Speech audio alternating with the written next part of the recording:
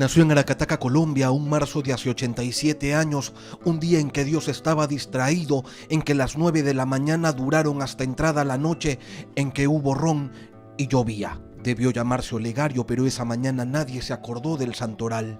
Gabriel García Márquez quiso ser abogado, pero el periodismo se lo llevó en peso y sin embargo a los 19 años ya había publicado su primer cuento en el diario El Heraldo. Y es que él quería ser periodista para no perder contacto con la realidad, pero también ser escritor para contar esas verdades fantásticas, las mismas que le contaba su abuela, de muertos que no se morían sino que se iban volando, de pestes de insomnio y de amnesia, de lluvias de flores, de garbanzos que caían al suelo en forma de estrellas de mar. Decíamos que empezó con los cuentos y es que ese fue su laboratorio, el lugar de sus experimentos donde ponía a prueba, en tensión, las historias que luego desarrollaría extensa y prodigiosamente. Los cuentos fueron el piano en el que ensayaba. Joven aún se adentró en la narrativa extensa y desde La hojarasca, su primera novela, se construye el eje de ese camino distinto por el que transitaría luego y del que se apartaría por momentos, pero con el que sus lectores siempre lo terminaron referenciando. Allí es donde nace Macondo, paisaje transversal de su obra, el lugar que lo sugiere todo. Luego vendrían El coronel no tiene quien le escriba, La mala hora, Los funerales de la mama grande. Era 1967 cuando vio la luz su obra cumbre. 100 años de soledad se había escapado de su encierro de 22 años. García Márquez la pensó cuando tenía 17 y la parió en el umbral de los 40. El éxito le llegó de pronto. Rápidamente se convirtió en referencia, era ya parte del boom y ahora también representante insigne del realismo mágico, quizás porque renunció a la intertextualidad, a los discursos ideológicos e intelectuales, mató con atmósferas las cronologías y prefirió dedicarse a la humilde tarea de contar historias con las más sencillas palabras. A García Márquez el mundo lo conoció como Gabo. Si bien su obra es prolífica, también fue un escritor lento.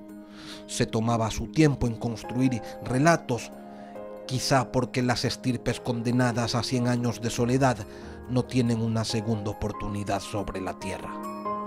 Uno de los aspectos más polémicos de su vida fue la amistad que mantuvo con el líder cubano Fidel Castro. García Márquez siempre dijo que estaban ligados por la literatura.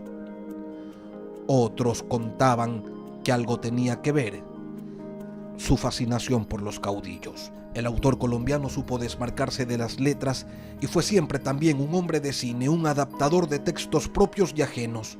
El otoño del patriarca, el crónica de una muerte anunciada, el amor en los tiempos del cólera y también sus memorias que se suman a sus crónicas y reportajes son solo algunos de los títulos con los que enriqueció la literatura no solo de Hispanoamérica sino del mundo todo. Más de 40 millones de libros vendidos en 30 idiomas distintos hacen de Gabriel García Márquez uno de los escritores más leídos del planeta. Y ahora no está. Se fue sin pedir permisos, sin decirle nada a nadie. Cuentan que esa peste de la amnesia que relató en su obra lo había alcanzado hace algún tiempo, quizá en un ejercicio de venganza. La misma vendetta que él le cobró a la vida llenándose de letras por la ironía de darle un padre telegrafista. Cualquiera que haya leído cualquiera de mis libros se da cuenta que yo no me he ido. O si me he ido, no he logrado cortarme el cordón umbilical, es que yo no me he ido nunca. Otra cosa es que viva en otra parte. Se ha ido el escritor de América, el contador de maravillas, la voz nostálgica de su fantasía cierta. Dijo el maestro una vez que si no hubiera sido escritor hubiera querido ser el pianista que vio alguna vez en Zúrich, el hombre que tocaba sin que nadie le viera la cara solo para que los enamorados se quisieran más.